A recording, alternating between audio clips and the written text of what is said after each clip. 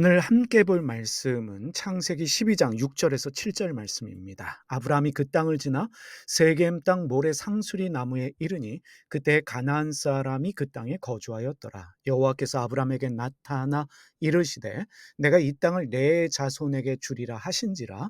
자기에게 나타나신 여호와께 그가 그곳에서 제단을 쌓고 고향과 친척, 아버지의 집을 떠나라라는 하나님의 말씀을 들은 아브라함은 하란을 떠나서 가나안 땅에 들어왔습니다. 그리고 세겜 땅 모래 상수리 나무에 도착을 하게 됩니다.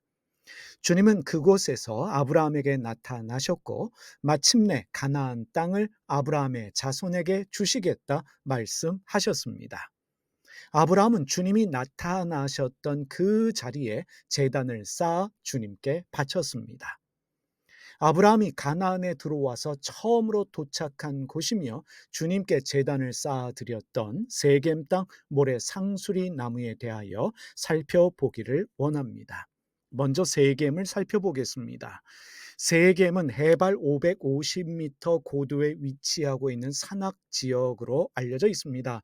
북쪽의 에발산과 남쪽의 게리심산 중간에 위치하고 있는 산악 지역입니다. 히브리어 세겜은 어깨라는 뜻이며 양 옆에 있는 산 중간에 위치해 있는 산악 지역이기 때문에 세겜이라는 이름이 붙여진 걸로 여겨집니다. 그런데 현대에는 세겜이라는 도시명으로 더 이상 쓰지 않습니다. 현대에는 나블루스라는 이름으로 불리고 있습니다. 나블루스는 팔레스타인 서안 지구에 있는 도시로 팔레스타인의 상업, 문화 교육의 중심 도시로 알려져 있습니다. 이제 세겜 땅이라고 말하고 있는 이 땅으로 번역되어진 히브리어 마콤을 살펴보기 원합니다. 세겜 땅으로 말할 때 땅으로 번역되어진 히브리어가 마콤인데 마콤은 장소를 말하는 단어로서 내가 있어야 할 그곳, 내가 서 있어야 하는 그곳이라는 뜻을 가진 단어입니다. 거룩한 장소를 말할 때 쓰이는 장소가 마콤입니다. 세겜 땅, 즉 세겜의 마콤은 단순한 세겜 땅이 아니라 세겜의 거룩한 장소를 말하고 있습니다. 그래서 공동 번역과 카톨릭 성경은 땅 대신에 성소로 번역하고 있습니다. 거룩한 장소로 번역하고 있습니다. 창세기 12장 6절을 공동 번역으로 보겠습니다. 아브라함은 가나안 땅을 거쳐 모래의 상수리 나무가 있는 세겜 성소에 이르게 되었다. 그때 그 땅에는 가나안 사람들이 살고 있었다. 카톨릭 성경으로 살펴보겠습니다. 아브라함은 그 땅을 가로질러 스켐의 성소 곧 모래의 참나무가 있는 곳에 다다랐다. 그때 그 땅에는 가나안족이 살고 있었다. 아브라함이 도착한 그곳 세겜 땅은 세겜 사람들이 믿는 신을 예배하는 장소, 그들이 신성하게 여기는 어떤 장소라는 것을 알 수 있습니다. 가나안 사람들의 성소에 도착하게 되었습니다. 이제 두 번째로 모래 상수리 나무를 살펴보기를 원합니다. 모래 상수리 나무로 번역되어진 히브리어가 엘렌 모레입니다. 그런데 이 엘렌 모레라는 단어, 이 문장은 번역이 쉽지 않은 단어로 알려져 있습니다. 엘렌 모레를 지역 이름으로 여기는 번역자들은 모래 평야 또는 언덕으로 번역을 합니다. 킹 제임스 버전 성경이나 제네바 성경이 이에 해당됩니다. 창세기 12장 6절을 킹 제임스 버전으로 보겠습니다. 이 구절만 보겠습니다. 우리말의 모래 상수리 나무로 번역되어져 있는 부분을 킹 제임스 버전은 플레인 오브 모래라고 번역하고 있습니다. 모래 평야로 번역을 하고 있습니다. 제노바 성경도 이렇게 번역을 하고 있습니다. 그런데 어떤 번역자들은 엘렘 모래를 모래에 있는 큰 나무로 번역을 합니다. NIV 성경이 이에 해당됩니다. 창세기 12장 6절을 NIV 성경으로 살펴보겠습니다. 모래 상수리 나무로 번역되어진 부분만 살펴보겠습니다. The Great Tree of 모래로 번역하고 있습니다. 모래에 있는 큰 나무로 NIV 성경은 번역하고 있습니다. 번역자들의 이해에 따라 모래, 오크나무, 참나무, 상수리 나무 등으로 번역하고 있고, 개역 개정은 모래의 상수리 나무로 번역하고 있습니다. 그런데 우리가 중요하게 살펴볼 히브리어가 바로 모래입니다. 히브리어 모래를 살펴보면 모래 상수리 나무의 뜻에 접근할 수 있습니다. 모래는 가르침을 주는 선생님이라는 뜻을 가지고 있으며 신탁을 뜻하는 것으로 이해되는 단어입니다. 다시 말하면 신의 계시를 받고 신의 말씀을 전해주는 장소로 모래를 이해하기도 합니다. 그래서 어떤 학자는 모래를 미래를 예언하던 지역의 성자 또는 나무가 자란 땅의 소유자로 이해를 하기도 합니다. 분명한 것은 아브라함이 도착한 그곳은 세겜의 모래 상수리 나무라고 번역되어진 그곳은 가나안 사람들이 신성하게 여기는 그들의 성소였다는 사실입니다. 거기에는 그들의 앞날을 예언하던 예언자 또는 무당이 있었을 것이고, 그들이 신성하게 여기는 나무도 있었을 것이고, 신을 모시던 신당도 있었을 것입니다. 오늘로 이해하면 아브라함이 도착했던 세겜에 모래 상수리 나무가 있었던 그곳은 가나안 사람들이 하나님이 아닌 다른 신을 섬기던 장소였고, 가나안 사람들이 신으로 믿고 있던 우상 또는 나무와 같은 곳을 모신 장소로 우리가 이해할 수 있습니다. 우리나라에는 고려시대부터 내려오던 선앙당이라는 것이 있습니다. 선앙당, 성황당이라는 것이 있었는데, 선앙당은 마을을 수호하던 선앙신을 모셔놓는 신당을 말합니다.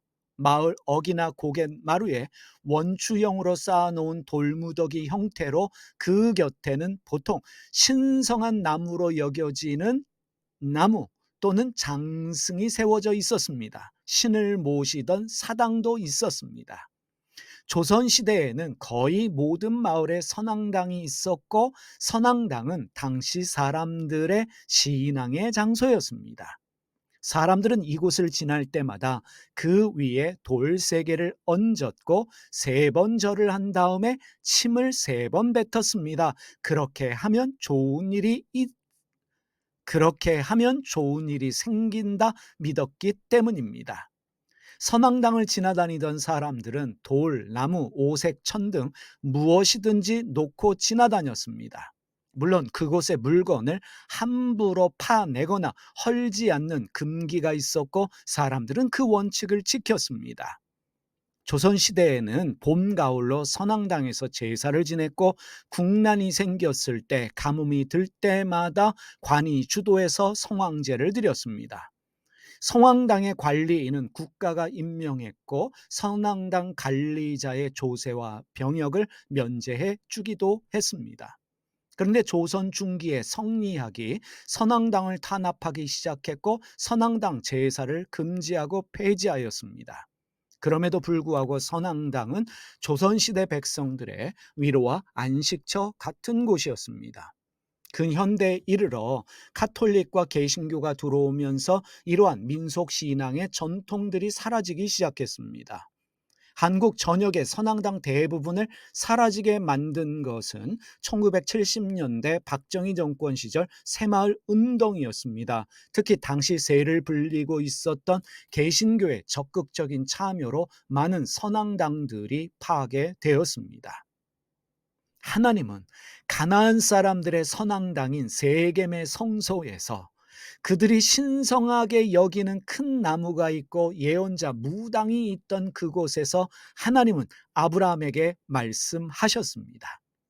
아브라함은 거기서 세겜 사람들이 신성하게 여기던 성소에서, 그들이 신성하게 여기며 숭배했던 큰 나무가 있었던 거기에서 가나안 땅을 후손에게 주시겠다는 주님의 말씀을 들었습니다. 그리고 아브라함은 거기서 자신에게 말씀하신 주님께 제단을 쌓아 드렸습니다. 아브라함이 제단을 쌓았다. 이것이 어떤 모습이었겠습니까? 여러분, 큰 건물을 지은 것도 아닙니다. 큰 제단을 만들어서 주님께 드린 것이 아닙니다. 아마도 옛날 우리 조상들이 선앙당을 지날 때 돌을 쌓았던 것처럼 돌을 쌓아서 주님께 드렸을지도 모릅니다. 주님은 거기서 드린 아브라함의 예배를 받으셨습니다. 오늘 우리 주변에는 타 종교 시설에 대한 거부감을 가진 종교인들이 있습니다. 거기에는 하나님이 없다라고 믿을 뿐만 아니라 그러한 장소를 없애야 한다라고 생각하시는 분들, 믿는 분들이 있습니다. 그래서 어떤 사람들은 도끼를 들고 타 종교 시설에 들어가서 그들이 신성하게 여기는 것들을 파괴하는 사람들도 있습니다. 불을 질러 없애려는 분들도 있습니다. 과연 우리가 믿는 하나님이 그러한 행위들을 원하실까? 우리는 질문해야 합니다. 우리의 신앙의 삶을 성찰해야 합니다. 우리가 믿는 하나님은 예배당 안에만 계시지 않습니다. 화려하게 지은 큰 건물 안에 갇혀 있는 신이 아닙니다. 우리가 믿는 하나님은 고가의 음향 장비와 첨단 시설이 있는 곳에서만 말씀하실 수 있는 신이 아닙니다. 우리가 믿는 전능하신 창조주 하나님은 세겜의 성소에도 계시고 사람들이 신성하게 여겼던 상수리 나무 앞에도 계시고 불교의 어느 사찰에도 시골의 어느 성황당에도 계시다는 사실입니다. 하나님은 그곳에서도 우리에게 말씀하실 수 있습니다. 우리가 어디에 있던 상관없이, 어느 종교시설에 있던 상관없이 우리의 마음을 열고 귀를 열 때에 선명하게 말씀하시는 주님의 말씀을 들을 수 있게 될 것입니다.